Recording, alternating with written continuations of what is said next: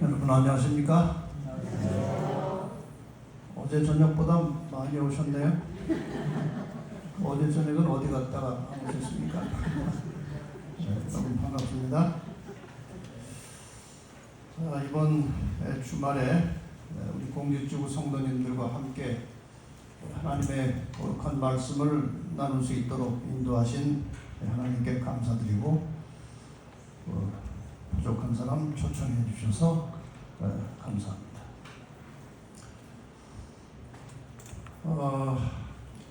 이틀 만에 설교 5번 하는 일은 잘 없습니다. 이번에 오늘만 4번 제가 이제 설교를 하게 되는데, 저는 괜찮아요. 저는 5번, 6번 해도 괜찮은데 듣는 분들이 피곤하실 것 같아서 염려가 되는데, 하나님께서 여러분 모두에게 힘주시고 또 성령으로 함께 하셔서 시간마다 은혜가 충만한, 또 우리의 영적 삶의 새로운 변화가 조금이라도 일어나는 그런 시간들이 되기를 바랍니다.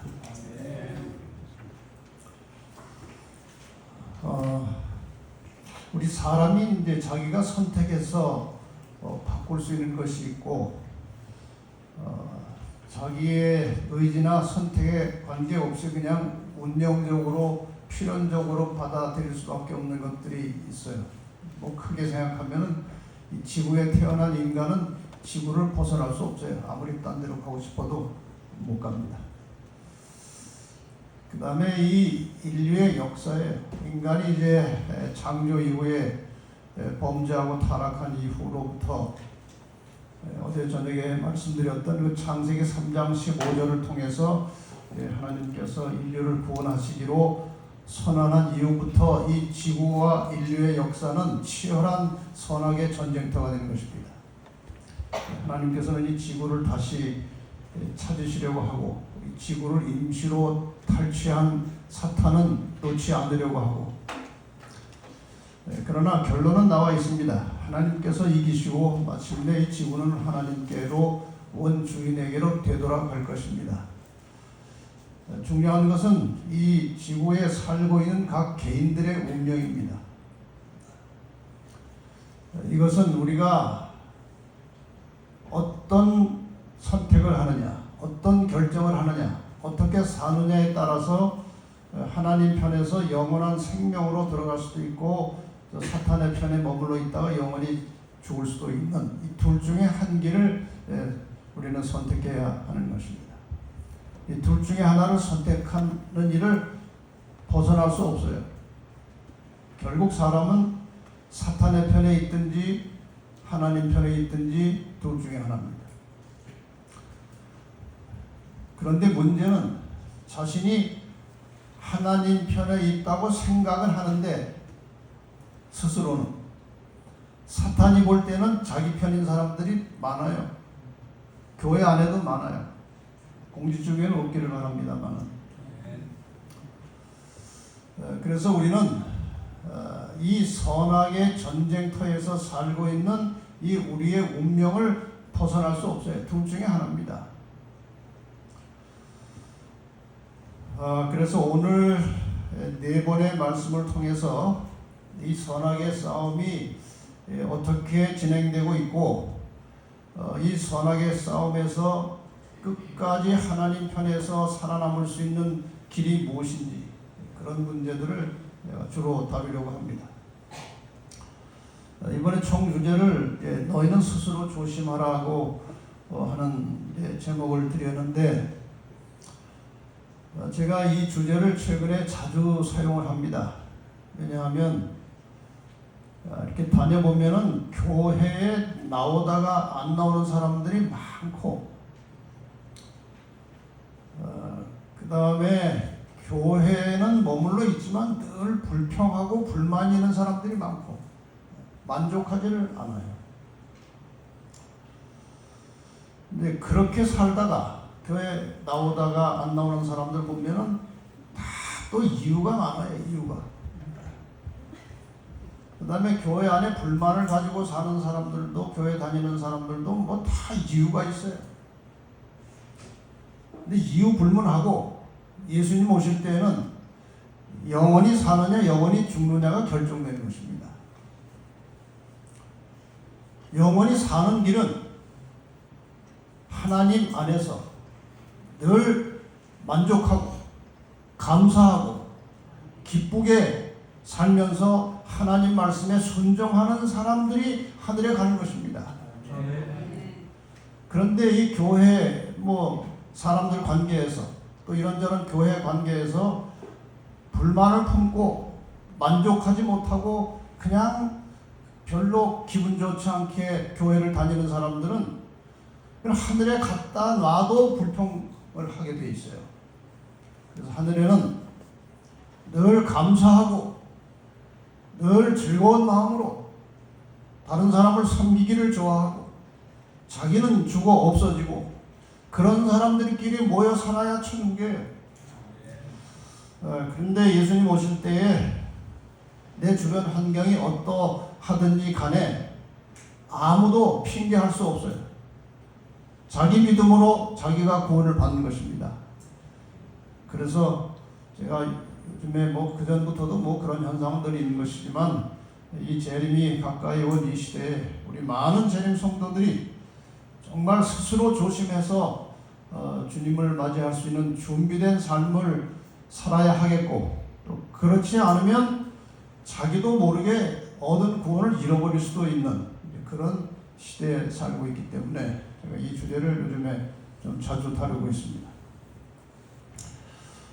어제 저녁에는 이 성경 예언에 나타난 인류의 역사를 상당히 광범위한 내용이지만 간략하게 여러분들에게 말씀을 드렸습니다. 오늘은 이 남은 자손이 누구인가? 우리 재림 성도들은 스스로를 남은 자손 혹은 남은 교회라고 그렇게 알고 있습니다. 근데 이 남은 자손은 과연 누구냐? 역사를 통해서 이 남은 자손들은 누구인가? 그런 제목으로 좀 말씀을 드리겠습니다. 여기 순서제 주보에 보니까 끝난 다음에 교과 합반이 있던데 그걸 하는 겁니까? 어떻게 하는 겁니까? 그거 없는 거죠? 이게 합반이에요? 네. 알았습니다. 여러분 이 그림을 한번 잘 보시기 바랍니다. 범죄 이전, 아담과 하와가 범죄하기 전에 세상은 밝고 깨끗한 세상이었습니다. 그러나 인간이 범죄한 이후에 이 세상은 하나님의 뜻이 어둠에 가려진 암흑 세상이 되었습니다. 이 범죄 이전의 광명이 언제 다시 올 것인가? 예수님 재림부터 다시 광명이 옵니다. 그런데 이 범죄 이전의 광명으로부터 재림 이후의 광명까지 어두움만 있느냐? 그렇지 않아요. 이 하나님의 뜻, 하나님의 말씀, 진리의 빛을 받아서 전수해온 사람들이 늘 있는 겁니다. 노아가 그런 사람이었습니다. 하나님의 뜻을 순종하고 받들어서 전했던 사람.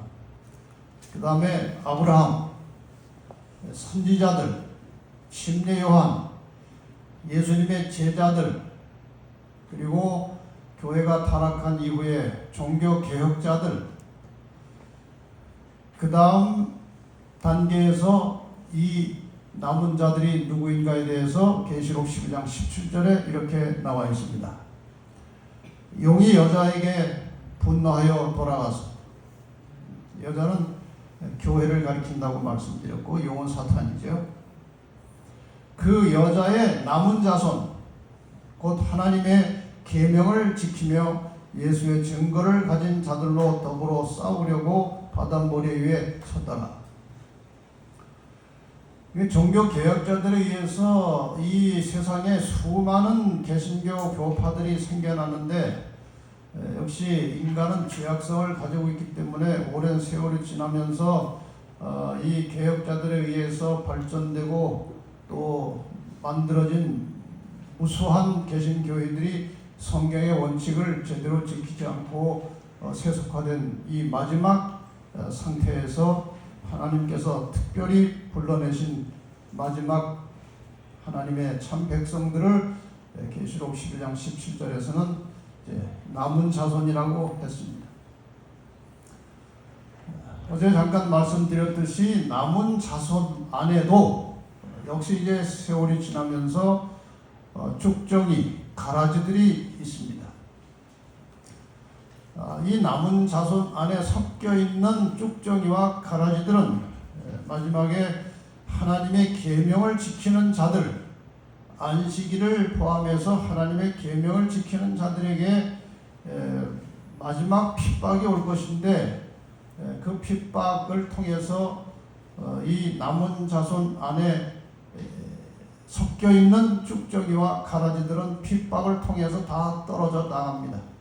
교회가 순결하게 될 것이고, 그 순결하게 된 교회에 이제 하나님께서 늦음이 성령을 부어주시고 그들이 큰 외침을 통해서 계시록 14장에 나오는 세 천사의 이별을 아주 강력하게 마지막으로 외치면서 이 바벨론에 남아있는 알곡들이 바벨론을 떠나서 남자손으로 들어올 것입니다. 이렇게 해서 이제 구원받을 자들이 확정되는데, 우리가 정확한 의미는 우리가 잘 이해할 수 없고 이런저런 의견들이 달리 있지만, 저는 이렇게 해서 마지막에 구원받기로 확정된 모아진 자들을 성경은 14만 4천이라고 하는 것입니다.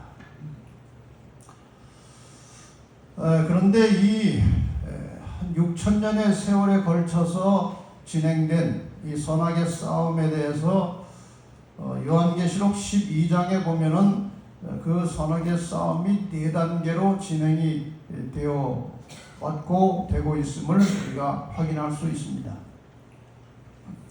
어제 말씀드렸던 창세기 3장 15절 다 이해가 되신 걸로 알고 설명을 좀 더 드리겠습니다. 내가 너로 할 때 여기 너는 사탄이고 여자와 원수가 되게 하고, 이 여자는 교회입니다. 그 다음에 너의 후손 이 땅의 악의 세력들과 그 다음에 여자의 후손 예수 그리스도, 이렇게 해서 이제 선악의 싸움이 있을 것이고, 여자의 후손 예수 그리스도는 발꿈치를 상하고 사탄은 머리를 상할 것이라고 되어 있어요. 발꿈치 상하는 것은 예수님께서 일시적으로 십자가의 죽음에 돌아가셨지만 다시 부활하실 것을 상징하는 것이고, 사탄이 머리를 상한다는 것은 영원히 멸망할 것을 말하는 것입니다. 성경은 다 창세기부터 계시록까지 하나로 연결이 되어 있다는 사실을 여러분이 알고 계십니다. 근데 창세기 3장 15절에 나온 이 선악의 싸움의 주인공들이 계시록 12장에 그대로 나옵니다. 여기 여자가 나옵니다. 아이가 나오는데 이 아이가 여자의 후손이에요. 다시 말하면은 창세기 3장 15절에 예언되고 약속된 여자의 후손 아이가 지금 태어나려고 하는 순간의 장면이에요. 아이를 베어 해산하게 되면 아파서 애써 부르짖더라. 용이 사탄이 해산하려는 여자 앞에서 그가 해산하면 그 아이를 삼키고자 하더니, 여기 창세기 3장 15절의 말씀이 여기 다시 나오는 겁니다. 창세기 3장 15절은 예언이고 계시록 12장 2절과 4절은 그 예언이 성취되는 장면이에요. 예수님께서 지금 태어나려고 하니까 사탄이 태어나면 죽이려고 대기하고 있는 것입니다. 상상해 보시면 알겠죠. 왜 죽여야 합니까? 그 여자의 후손 아이가 나오면 자기의 머리를 상하게 할 것이라고 했기 때문에 그냥 두면 안 됩니다. 그래서 이제 죽이려고 하는 것이죠. 그 이야기 다 하기는 너무 시간이 없고, 어쨌든 태어나자마자 얼마 있다가 헤롯 왕을 충동시켜서 예수를 죽이려고 했고, 계속해서 사탄은 예수님께서 이 지상생애를 하시는 동안에 계속해서 쫓아다니면서 그 예수님을 죄를 짓게 하거나 실수하게 해서 인간 구원을 이루지 못하도록 방해했지만, 예수님은 무지하신 중에 십자가에 돌아가심으로 인류의 구원을 이루시게 된 것입니다. 이 이야기가 계시록 12장의 4단계의 이제 싸움으로 나오는데, 각 단계의 성경절을 소개를 하겠습니다. 선악의 싸움의 1단계는 하늘에서 있었다고 했습니다. 하늘에 전쟁이 있었고 미가엘과 그의 사자들이 용으로 더불어 싸울세. 이 이야기는 여러분이 잘 아십니다. 하늘에서 루스벨 천사장이 하나님께 대해서 서서히 불만을 갖기 시작했고, 자기도 하나님처럼 경배받고 싶어 했고, 마침내 주변의 천사들을 미혹하고 충동해서 하나님을 대적하는 많은 천사의 무리를 이제 미혹하고 또 성공을 했습니다.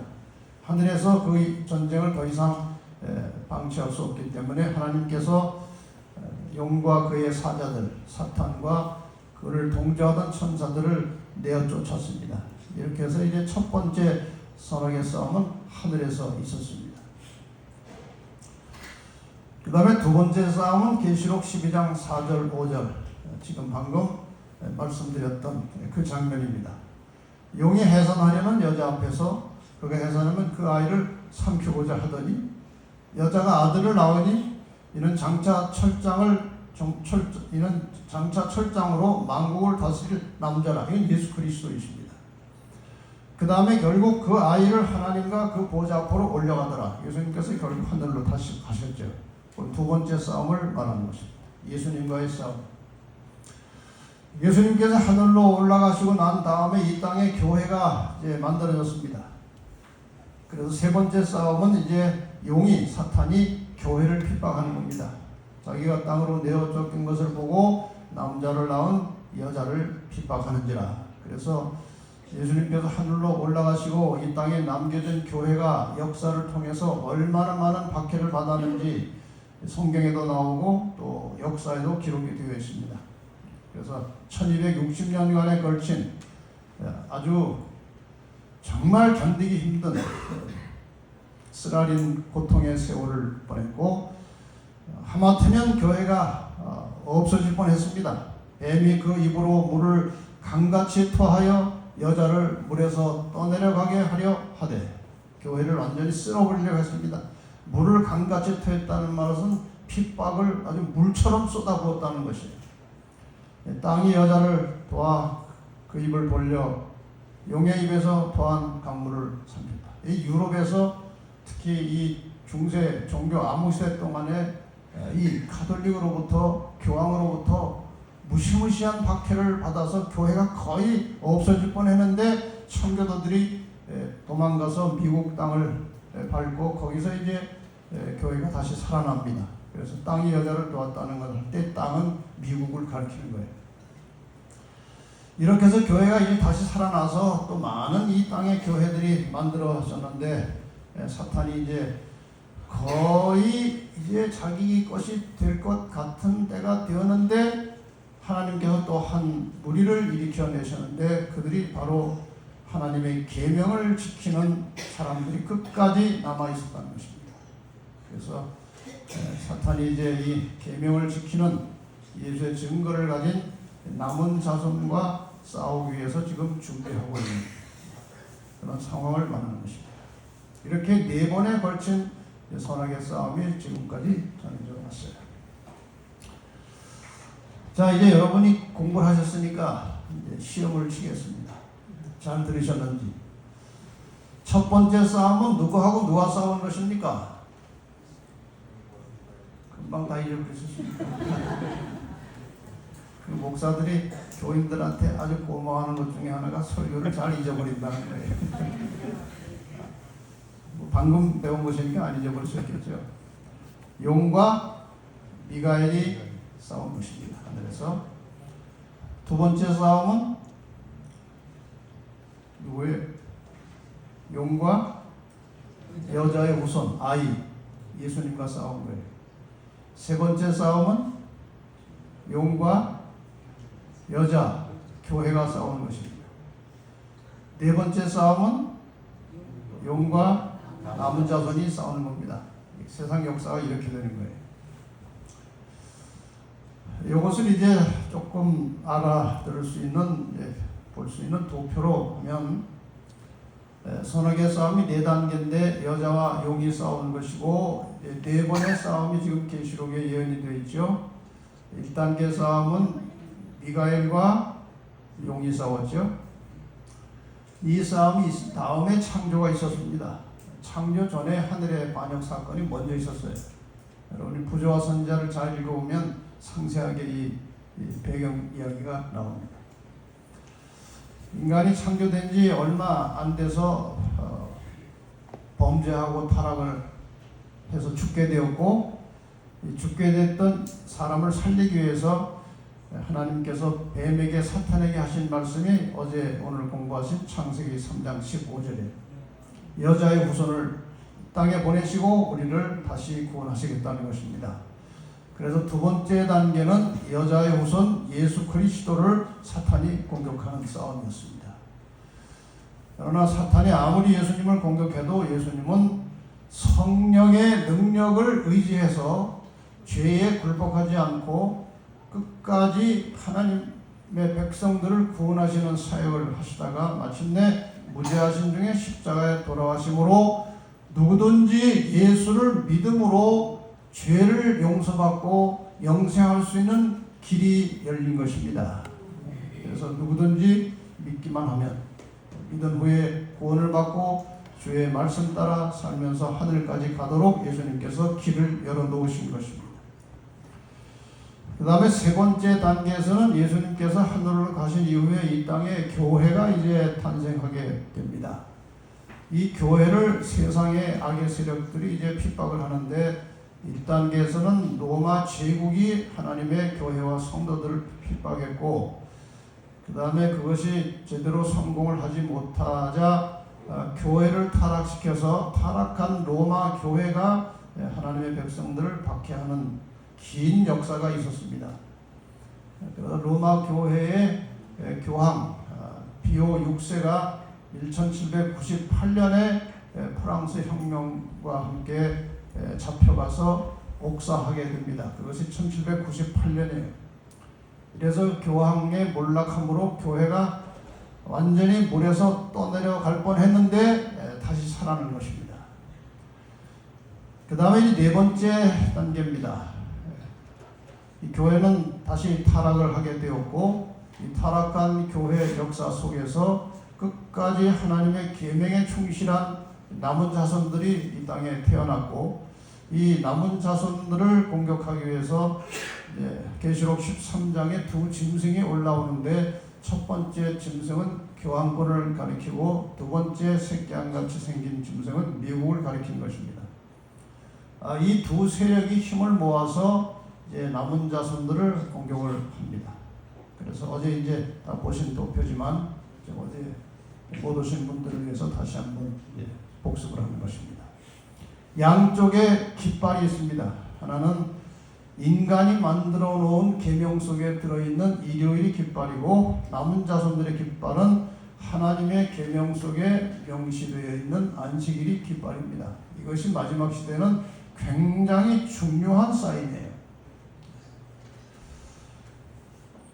일요일은 인간이 만든 전통이고, 안식일은 하나님이 주신 계명입니다.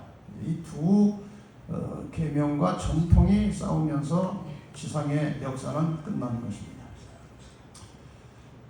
이제 오늘 저희가 공부해야 될 중요한 것은 이 여자의 남은 자손이 탄생하게 되는 역사적 배경을 좀 공부를 하려고 합니다. 종교 개혁 이후에 이 천주교 구교로부터 성경 중심으로 교파들이 생겨납니다. 개신교 교파들이. 1517년에 마르틴 루터가 종교 개혁을 시작하면서 루터파가 생겨났습니다. 성경의 권위를 주장하고 믿음으로 구원을 얻는다. 그 다음에 다시 1520년에 루터파로부터 개혁주의가 분리돼서 나옵니다. 성서 중심, 교회 중심, 장로 제도 이런 것들을 다시 만들어서 교파가 하나 생겨납니다. 그 다음에 1525년에 개혁주의로부터 재침례파가 또 파생돼서 나옵니다. 종교 분리를 주장하고 유무상통하는 그런 교회. 그 다음에 1534년에 개혁주의에서 다시 성공회라는 개신교 교파가 나오고, 이 성공회는 회심과 속죄와 재림을 강조하는 또 하나의 개신교파가 생겨났습니다. 그 다음에 1560년에 개혁주의에서 다시 장로교가 파생돼 나왔고, 하나님의 주권을 강조하며 이제 장로 제도를 강화시켰습니다. 그 다음에 1612년에 성공회로부터 침례파가 다시 이제 갈라져 나오면서 세례가 틀렸고 침례를 받아야 된다. 성만찬 예식은 계속해서 해야 된다. 유아 세례는 성경적이 아니다. 다 성경적인 주장을 하는 교회들이 생겨난 것입니다. 그 다음에 1787년에 성공회로부터 감리교회가 이제 다시 갈라져 나왔습니다. 감리교회는 사랑과 성령과 성화를 강조하는, 이렇게 해서 갈라져 나온 모든 교파들이 다 성경의 어떤 교리를 가지고 있는데 한 부분을 가지고 있는 거예요. 전체적인 성경 교리가 아니고, 이제 워낙 종교 암묵시대 동안에 성경의 교리와 진리가 다 망가지고 왜곡되고 파묻혀 버리는데, 그것을 새롭게 찾아낼 때마다 교파들이 생겨나는 거예요. 잘했습니다. 잘했습니까? 잘못했습니까? 잘하기도 하고 잘못하기도 했어요. 성경에서 진리를 찾아내는 것은 잘하는 것인데, 성경이 하나이기 때문에 진리를 찾으면 한 교회가 점점 진리로 더 커져가야 되는데 파가 생겨난 거예요. 지금 현재의 개신교 교파가 몇 개나 되느냐? 크게 분류해서 2,000개예요. 개신교 교파가 아주 세부적으로 갈라내면 3만 개예요. 여러분, 한국의 장로교회가 하나처럼 보이지만 장로교가 이렇게 파가요 한 400개 돼요. 무수하게 많은 교파들이 생겨난 것입니다. 하나님의 뜻은 진리를 부분적으로 가지고 있는 교회를 원하시는 것이 아니고, 성경 전체에 나타난 하나님의 뜻을 다 하나로 모아서 하나의 교회가 되는 것이 하나님의 뜻입니다. 맞습니까? 근데 이 모든 진리를 하나로 모은 교회가 어떻게 태어났는지 그 배경을 잠깐 설명을 드리겠습니다. 여러분이 잘 아시는 대로 윌리엄 밀러라는 사람이 이제 등장을 했습니다. 16세기부터 18세기는 개신교에 대한 구교의 박해가 매우 심했습니다. 16세기가 바로 이제 1517년에 종교개혁이 시작된 해가 들어있는 데가 16세기예요. 그때부터 개신교회가 이제 탄생하기 시작했고, 무수한 핍박을 받았어요. 개신교회가 워낙 큰 세력이 이제 지배하고 있던 세상이기 때문에 이제 카톨릭의 박해를 많이 받았어요. 18세기니까 1700년대까지, 1798년 교황이 죽을 때까지. 뭐 그 이후에는 약간 약화되긴 했지만 어쨌든 시간적으로 보면은 1800년이 시작될 때까지. 그 다음에 1816년부터 18년, 그러니까 이제 18세기는 1799년까지가 18세기고 19세기는 이제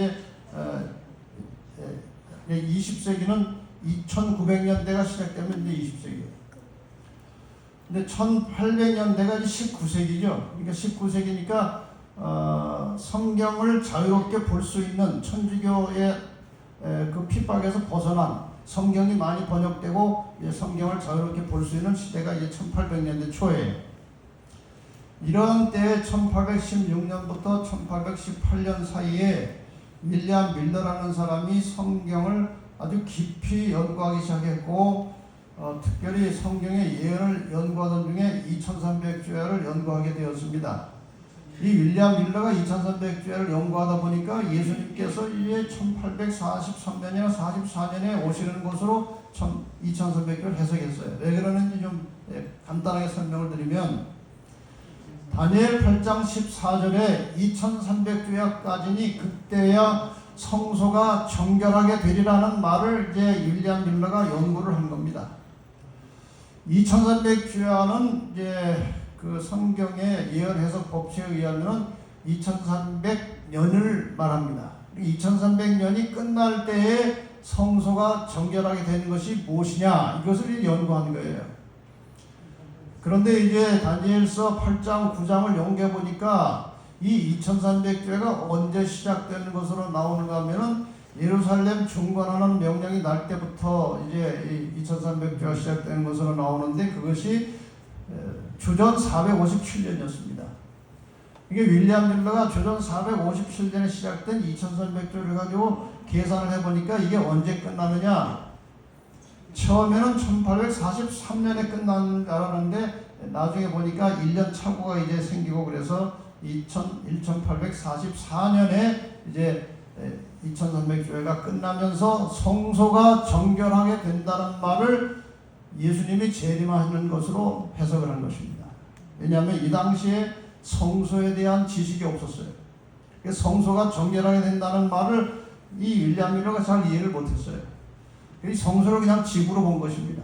그래서 이 지구가 정결하게 되는 것은 예수님의 재림이다. 그래서 1844년에 이제 예수님이 재림하는 것으로 깨달았어요. 근데 이 사람이 소심하고 소극적인 사람이라 자기가 나가서 전하지는 않았어요. 마음속에 늘 부담은 있었지만 나갈 수가 없었어요, 성격상. 그리고 어느 날 기도를 했어요. 하나님, 내가 이거 자꾸 이걸 전해야 된다는 양심의 소리가 있는데 제가 이거 제가 못 나갑니다. 근데 누가 와서 가르쳐 달라고 하면은 가겠습니다. 그렇게 기도를 하고 나니까 속이 좀 편해졌어요. 기도한 지 30분도 안 돼서 멀리 사는 조카가 와가지고 그 삼촌 그거 공부하신 거지 와서 가르쳐 달라고 요청이 온 것입니다. 하나님의 다 타임 시간표가 있는 거예요. 이렇게 해서 1831년부터, 그러니까 이걸 깨달은 것은 1818년인데 13년 동안 지체하고 있다가 1831년부터 이 2300주야와 함께 예수님의 재림을 가르치는 운동을 시작한 것입니다. 이것이 이제 기점이 돼가지고 북미 전역에 대단한 바람이 일어나기 시작했어요. 예수님께서 오신다는 것입니다. 1844년에 많은 사람들이 이 진리를 환영했고, 많은 목사들도 이 재림운동에 가담을 했습니다. 초기에 이 역사를 보면은 이 재림운동에 함께 동참해서 윌리엄 밀러와 함께 이 예수의 재림을 선포한 목사들이 한 250여 명 나왔는데, 감리교 목사가 한 44%, 침례교 목사가 27%, 조합교회, 크리스찬교회, 장로교, 성공회, 화람개혁교회, 루터교회, 퀘이커 교도들, 이렇게 해서 여러 교파에서 한 200명 이상의 목사들이 이 재림운동에 같이 동조해서 1844년에 예수님 오시는 것을 선포하기 시작했어요. 굉장한 바람을 일으켰습니다. 그 당시 인구로 약 5만에서 10만 정도가 이제 이 재림운동에 함께 움직이기 시작한 거예요. 그런데 점점 분위기가 조금 이상해지더니 재림운동에 적극 가담한 사람들에 대해서 박해가 시작되었습니다. 그 당시 이제 그 역사적 배경을 이제 각 시대 대쟁투가 이렇게 설명을 해놓고 있어요. 온갖 반대가 있음에도 불구하고 재림운동에 대한 관심은 계속하여 증가되었다. 수십 명으로부터 수백으로 그리고 수천 명으로 회중들은 증가되었다. 말씀드린 대로 나중에는 거의 10만에 가까운 사람들이 다 이 운동에 같이 합세했어요. 여러 교회로부터 찬동자들의 수가 크게 증가되었으나 얼마 후에는 그 개신자들에 대한 반대의 정신이 나타났으며 마침내는 밀러의 견해를 받아들이는 자를 징계 처분하는 일이 각 교회에서 시작되었다. 그랬어요. 교회마다 이제 다 처음에는 분위기가 좋아가지고 같이 다 동참을 했는데 나중에는 이 밀러의 견해 재림운동에 가담한 자들을 교회에서 징계 처분한 거예요.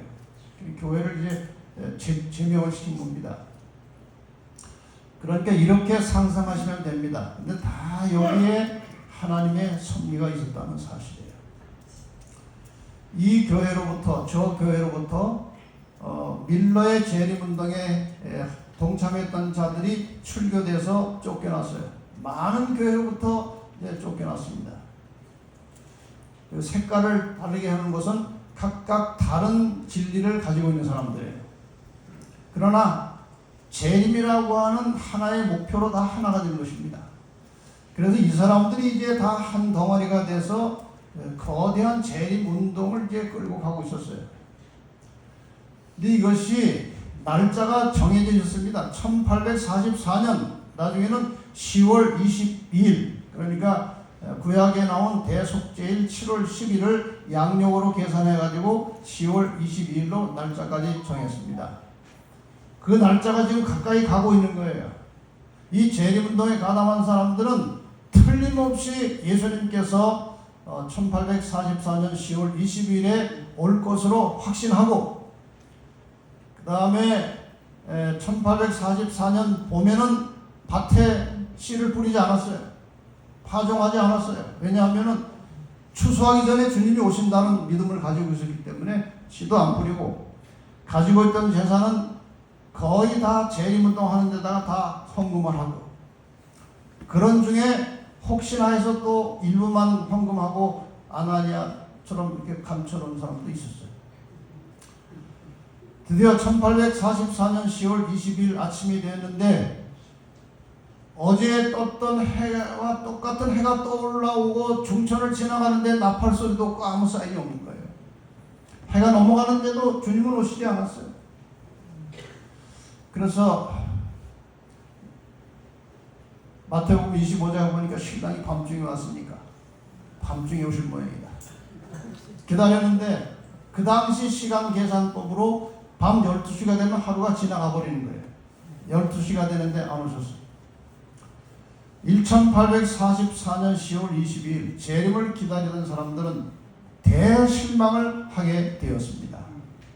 얼마나 실망했겠습니까? 주변 사람들이 막 놀렸어요. 헛일 한다고, 예수님 뭐 오냐고. 그러나 이 사람들은 믿음을 가지고 기다렸는데 안 오셨으니 이게 무슨 망신이에요? 어느 정도로 기다리느냐? 지금 이 바위는 그 당시 이 지역에서 재림을 기다리던 무리들이 1844년 10월 20일 날 하늘이 이렇게 넓게 보이는 이 바위에 올라가서 이제 재림을 기다리고 있었다고 하는 그 바위에, 그래서 그것을 승천바위라고 그래요. 그 정도로 확신을 가지고 기다렸어요. 근데 오시지 않은 것입니다. 그때 그 상황에 대해서 재림교회에서 이렇게 기록하고 있어요. 우리는 밤 12시가 될 때까지 주님을 기다렸다. 그러나 그날은 그대로 지나갔고 우리의 실망만이 확실해졌다. 이전에 한 번도 경험치 못했던 서러움이 전신에 몰려왔다. 이 지상의 친구들을 모두 잃는다 해도 이렇게 서러울 수는 없었을 것이다. 우리는 동이 틀 때까지 울고 또 울었다. 그렇게 해서 이 밤이 지나간 거예요. 자, 과연 이 1844년 10월 22일의 이 대실망이 이 기독교 역사에서 어떤 의미를 갖는가? 이것은 굉장히 중요한 거예요. 각 시대 대쟁투에 이 문제를 꽤 상세하게 기록하고 있습니다. 대실망이 끝난 이후에 가라지와 알곡이 분리되는 현상이 일어나는 것입니다. 각 시대 대쟁투 403페이지 보면은 하나님의 말씀의 신앙의 기초를 두지 않고 사람의 의견의 신앙의 기초를 두었던 사람들은 이때 즉시 그들의 견해를 바꾸었다. 의지가 박약하고 겁이 많은 자들은 조롱하는 자들과 합세하여 다시는 두려워하거나 재림을 기대할 필요가 없다고 주장하였다. 이런 사람들이 있었어요. 아까 말씀드렸던 재산을 일부만 내고 일부만 감추고 있던 사람들이 내가 혹시나 그럴지를 몰라서 좀 남겨놨다. 그렇게 하면서 즉시로 상대편으로 넘어가서 재림을 기다리는 자들을 조롱한 것입니다. 이렇게 해서 이제 나눠진 거예요. 그 다음에 계속해서 이렇게 기록합니다. 열성 있고 진실한 신자들은 그리스도를 위하여 모든 것을 버리고 전보다 그리스도 앞에 더욱 가까이 나갔다. 실망하기 전보다 더 주님께 가까이 나갔어요. 그들은 그들이 확신한 그대로 세상의 최후의 경고를 하였다. 이런 믿음이에요. 지금 이 나간 자들은 예수님의 재림이라는 사건을 기다리는데 그 사건이 일어나지 않았기 때문에 나갔고, 신실한 자들은 그 사건을 기다린 게 아니라 예수님을 기다린 거예요. 자기를 사랑하시고 자기가 사랑하는 예수님을 기다리는데 오시지는 않았지만 반드시 오실 것을 믿은 것입니다. 그래서 더 열심히 기도하고 주님께 가까이 나아감으로 이런 결과가 나타나는 것입니다. 대부분 다 실망해서 떨려져 나가고 이제 소수가 남은 거예요. 이 사람들은 정말 진실한 그리스도인들이었어요. 수는 많지 않았지만.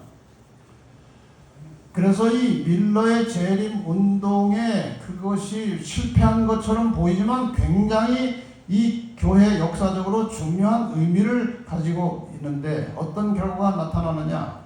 첫째, 교파를 초월해서 다양한 교파의 신자들이 서로 만나고 접촉해서 교제할 수 있게 된 것입니다. 그 재림운동 이전에는 교파별로 각각 자기들만의 세계가 있었어요. 그런데 이 재림운동의 결과로 각 교파에서 많은 사람들이 나왔기 때문에 여러 교파의 성도들이 함께 교제하고 접촉해서 섞일 수 있게 된 것입니다. 이것이 아주 중요한 거예요. 그 다음에 종교 암흑시대를 지나면서 재림사상은 완전히 사그러들었어요. 그런데 이 1844년의 이 재림운동의 결과로 많은 사람들이 재림에 대한 관심이 깨워지고 고조되었어요. 아, 재림이 있구나. 성경의 재림이 진리구나. 주님이 오시는구나. 이런 재림사상이 이제 일어나는 것입니다. 그 다음에 이 대실망을 지나면서 진실하고 경건한 그리스도인들과 명목상의 그리스도인들이 나누어져 버린 것입니다. 그래서 각기 다른 교파로부터 출교돼서 나온 사람들이 실망을 딛고 일어서서 비록 소수지만 각각의 교파에서 나온 소수의 진실한 하나님의 자녀들이 모여서 각 교파가 가지고 있는 성경의 진리와 교리를 같이 의논해가면서 나눌 수 있게 되었다 이것이에요. 지금 이 그림은 대총회, 그 전에 제가 대총회 회의 다닐 때 그 2층에 있던 그 그림이에요. 이게 무슨 그림인가 하면은 그 당시에 각 교파에서 나온 사람들이 다시 모여서 성경을 연구하는 그런 그림이에요. 그래서 루터 교회가 가지고 있는 진리를 내놓고 토의해서 성경적으로 검증이 되면 받아들이고, 또 침례 교회가 가르치는 교리 중에서 그것이 다른 교회는 잘 모르지만 성경적으로 올바른 진리면은 다 같이 받아들이고, 이렇게 해서 각각의 교파에서 나온 사람들이 각 교파가 가지고 있는 성경적 진리를 배우고 깨닫고 그것을 받아들이는 믿음을 갖게 된 것입니다.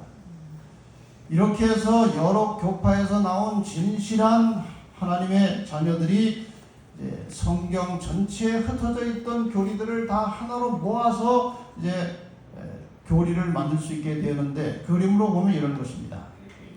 1831년 재림운동이 있었습니다. 여기에 많은 교파들이 각기 다른 진리를 가진 사람들이지만 재림이라고 하는 그런 중심을 가지고 함께 다 모여서 재림운동을 했어요.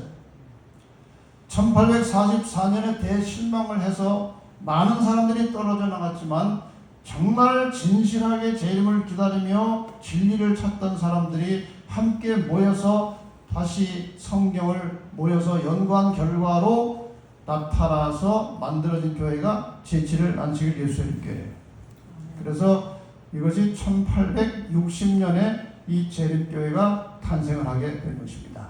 그러니까 아까 말씀드린 대로 종교개혁 이후에 수많은 개신교 교파들이 나와서 각각 성경에서 발견한 몇 개의 진리를 가지고 다 다른 교파들이 만들어져 있었는데, 이 윌리엄 밀러의 재림운동과 함께 그 재림운동에 실망한 이후에 사람들이 각기 다른 교파로부터 몰려나와가지고 함께 모여서 그 흩어진 진리를 하나로 모으는 일에 성공을 하게 되었고, 그렇게 흩어진 진리들이 모아진 상태에서 만들어진 교회가 제7일 안식일 예수님교회예요. 여기 천주교에서 나온 교부들의 신앙이라는 책에 보면은 그 상황을 상당히 그럴듯하게 설명을 해놨는데, 이것은 안식일교회를 비판하려고 한 내용이지만 결과적으로 보면은 제대로 잘 분석을 한 거예요. 이 천주교에서 나온 이 교부들의 신앙 책에 보면은 이런 문장이 있어요. 제7일 재림교인 안식교회 교리를 보면 여러 교회의 교리를 한두 가지씩 따다가 잡채를 만들어 놓았다는 느낌을 준다. 옳은 말씀이에요. 이 교회는 각 교파가 가지고 있는 성경적으로 올바른 진리를 다 모아가지고 잡채를 만들었는데 그게 진리의 덩어리가 된 것입니다. 즉 가톨릭 교회에서는 구원을 위한 각 개인의 협력의 필요를, 이건 조직을 말하는 거예요. 지금 하나의 교단이 세계적인 조직을 가지고 일사불란하게 하나의 방향을 향해서 움직여가는 교단이 두 개가 있는데 가톨릭과 재림교회예요. 다른 교회는 다 개교회주의입니다.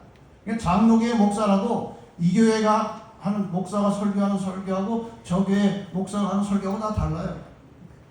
제각각입니다. 그러나 전 세계적으로 같은 진리와 같은 교리를 가지고 설교하는 교회는 재림교회밖에 없어요.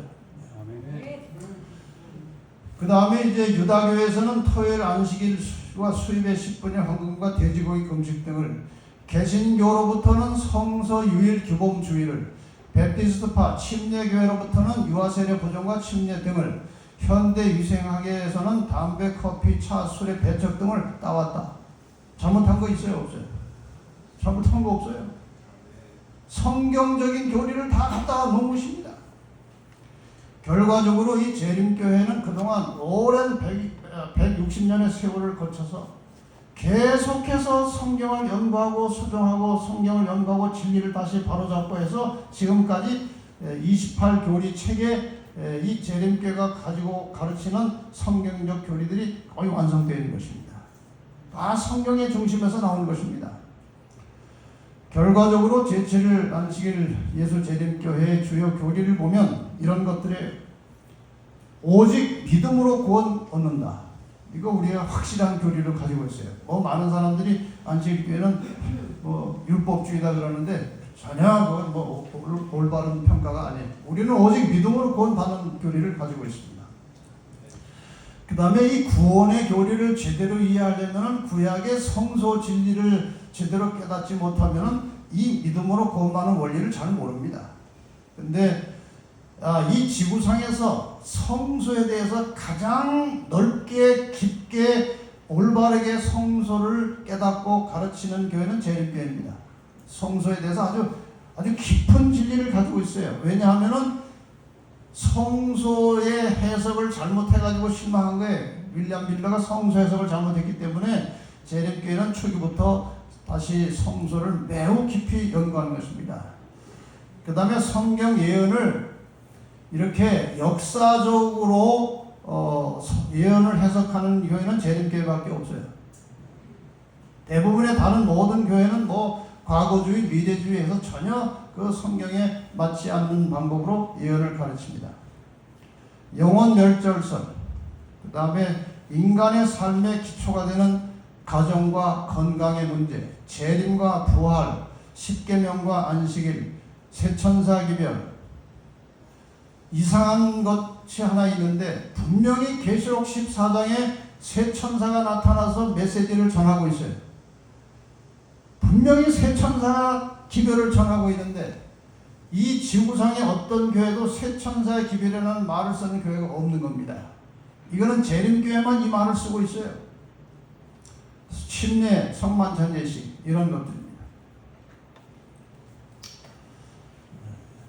이분이 이제 장로계 목사님 하다가 이제 몇 년 전에 우리 방송 듣고 재림교인이 된 목사님이신데, 이분이 이제 고백하기를 이렇게 값진 진리를 가지고 있는 재림교회를 이단이라고 해서 담을 막아놓고 이 재림교회 기별을 이 개신교인들이 듣지 못하는 것은 한국교회의 큰 불행이다, 뭐 이렇게 말할 정도로 이분은 확실하게 깨달은 사람의 시간이 없으니까 넘어가겠습니다. 제7일 안식일 예수 재림교인들은 첫째, 성경을 절대적인 신앙의 권위와 기준으로 믿습니다. 둘째, 예수를 믿음으로 구원하는 것을 확고하게 믿고 삽니다. 세 번째, 성경의 가르침대로 세례가 아닌 침례를 받고 입교합니다. 구원받은 성도로서 안식일을 포함하여 계명에 순종합니다. 왜냐하면 남은 자손들의 특징은 계명을 순종하는 사람들이기 때문에 그런 것입니다. 몸이 하나님의 성전임을 믿고 건강관리를 철저하게 합니다. 건전한 삶을 위해서 가정과 자녀 교육을 중요시합니다. 성경 예언의 기초에서 예수님의 재림과 부활을 믿습니다.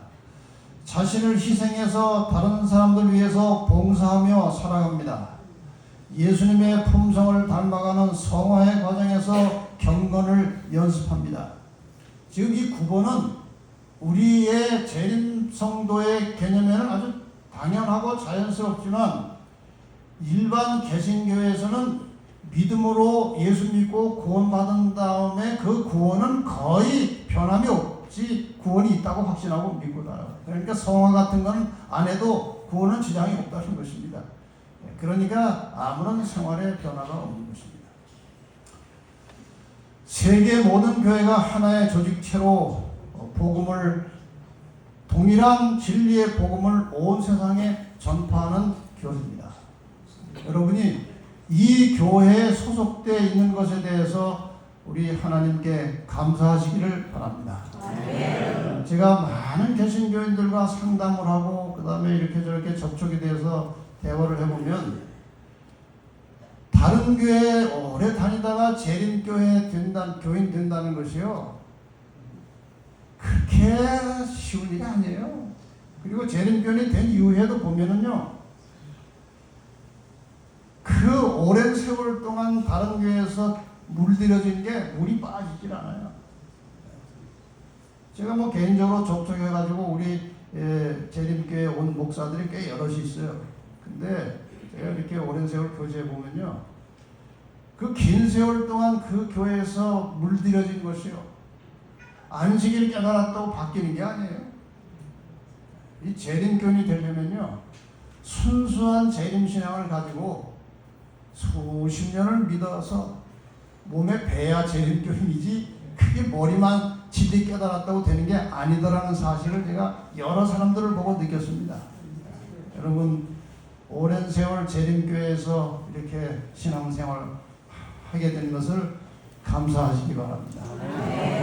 그리고 재림교회 된 지 얼마 안 되신 분들은 열심히 분발해서 철저하게 하나님 말씀에 즐겨 순종함으로 그 복음에 젖어서 살아야 돼요. 머리로 그냥 믿고 사는 게 아니고 우리의 생각과 생활 전체가 복음에 젖어서 살면 사람이 아주 고상하게 변화가 되는 것입니다. 제가 종종 드리는 말씀을 반복해서 드립니다. 이 재림신앙을 잘 믿고 신앙하고 순종하고 살면 사람이 고상하게 변화돼요. 고상하게. 근데 이 재림교회의 교리는 알고 있으면서도 순종을 잘 안 하고 교회 오래 다니면요, 사람이 좀 이상하게 돼요. 고상해지질 않고 이상하게 돼요. 그런데 그 이상한 상태로 예내시를 좀 많이 읽고 자기는 순종 안 하고 그냥 뭐 판단 기준이나 하고 하는 사람들은 나중에 괴상하게 돼요. 여러분, 때로 내가 깨달은 바 진리를 가지고 다른 사람을 평가하지 마시기 바랍니다. 우리는 다른 사람에 대해서 정말 너그러운 마음을 가지고 용서하고 이해하고 포용하고 사는 것이 그리스도인이에요. 자기에 대해서는 철저하고 다른 사람을 관대하게 대하고 사랑하는 것이 그리스도의 정신이에요.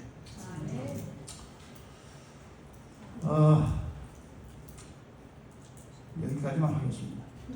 이제 우리가 전할 세천사 기별을 제가 간단하게 요약해서 전하면 되는데 또 다음 순서가 있으니까 일단 여기서 마치고 기도하겠습니다. 하늘에 계신 아버지, 저희들이 이렇게 역사의 마지막 부분에 살면서 남은 자손의 백성이 되게 하신 놀라우신 섭리를 진실로 감사합니다. 우리가 남은 자손, 하나님의 계명을 지키며 살아가는 남은 자손이 된 것만으로 만족하지 말게 하시고 그 계명에 순종함으로 그 계명의 본질이라고 할 수 있는 사랑을 실천하는, 하나님을 사랑하며 그 말씀에 순종함으로, 더 나아가서 하나님을 사랑한다는 증거는 또 이웃을 사랑하는 것이라고 말씀하셨사오니 우리가 하나님 사랑하고 이웃을 사랑함으로 우리의 삶이 점점 사랑의 본체이신 예수 그리스도를 향해서 변화되어가는 성도들이 되게 하여 주시옵소서. 사는 날마다 죽게 하시고 내 속에 그리스도가 살아계셔서 나의 모든 언행을 통해서 주님의 향기가 나타나게 하시고 사람들이 우리의 삶을 보고 예수를 느끼게 하시고 그래서 생명의 향기를 느끼게 하시고 우리를 통해서 많은 영혼들이 구원을 얻게 되는 큰 역사가 있도록 저희들을 변화시켜 주시고 하나님의 자녀로 끝까지 붙으셔서 하늘까지 안전하게 이끌어 인도해 주시기를 예수님의 이름으로 간절히 기도합니다.